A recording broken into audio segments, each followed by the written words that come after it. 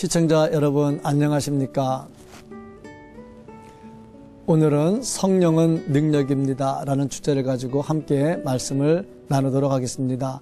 하나님 말씀 사도행전 3장 1절로 10절 말씀 중에 6절 말씀을 봉독해 드리겠습니다. 베드로가 이르되 은과 금은 내게 없거니와 내게 있는 이것을 내게 주노니 나사렛 예수 그리스도의 이름으로 일어나 걸어라. 아멘.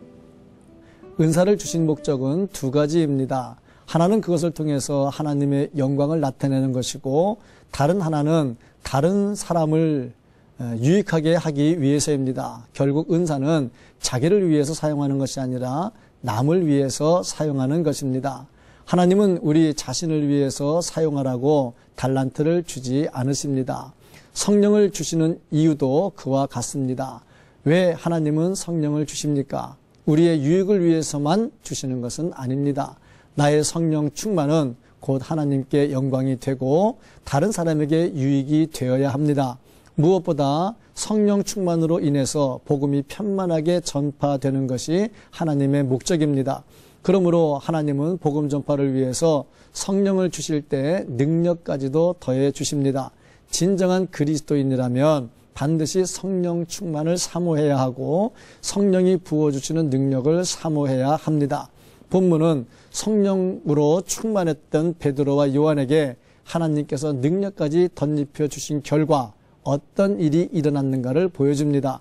성령 충만으로 인해 이 두 제자에게 나타난 능력은 무엇이며 능력이 나타난 후에 그들은 어떻게 했습니까? 우리가 성령 충만을 받으면 어떻게 해야 합니까? 첫째로 성령 충만은 능력으로 나타납니다. 베드로와 요한이 제9시 기도하는 시간에 성전에 올라가다가 나면서 못 걷게 된 사람이 성전 미문에 앉아서 구걸하는 것을 보았습니다. 그 사람은 40년 동안 한 번도 걷지 못한 사람이었습니다. 그런데 그를 말씀으로 일으켜 걷도록 했습니다. 초자연적인 능력에 의해서 치유의 기적이 일어난 것입니다. 예수님께서 말씀하신 권능이 임한 것입니다. 이처럼 성령으로 충만하면 반드시 능력이 나타납니다. 우리는 성령 충만해야 하고 반드시 성령 충만으로 능력받아 한계를 극복할 수 있어야 합니다. 둘째로 성령의 능력을 입은 자가 할 일이 무엇입니까? 먼저 불쌍히 여기는 마음을 가져야 합니다. 당시 안진뱅이는 사회적으로 천대받으며 일자리를 얻을 수 없었습니다. 그는 사람들의 동정심으로만 살 수 있었습니다. 베드로와 요한도 그를 불쌍히 여기는 마음을 가졌습니다. 그리고 금과 은을 의지하지 말아야 합니다. 베드로와 요한은 금전을 의지하지 않았습니다.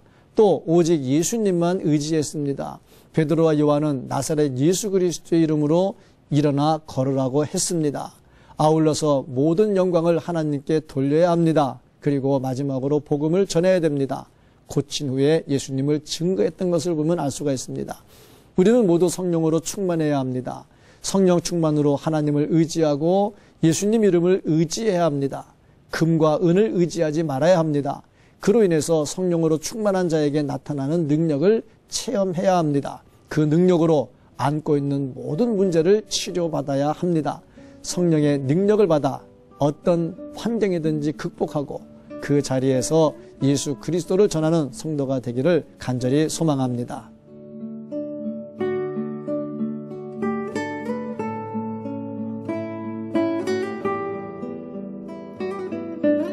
기도하겠습니다. 하나님 아버지 감사합니다. 우리에게 성령을 주셨고 능력을 주심을 감사합니다. 성령 충만으로 능력받아 세상을 이기며 살게 하옵소서. 예수님의 이름으로 간절히 기도하옵나이다. 아멘.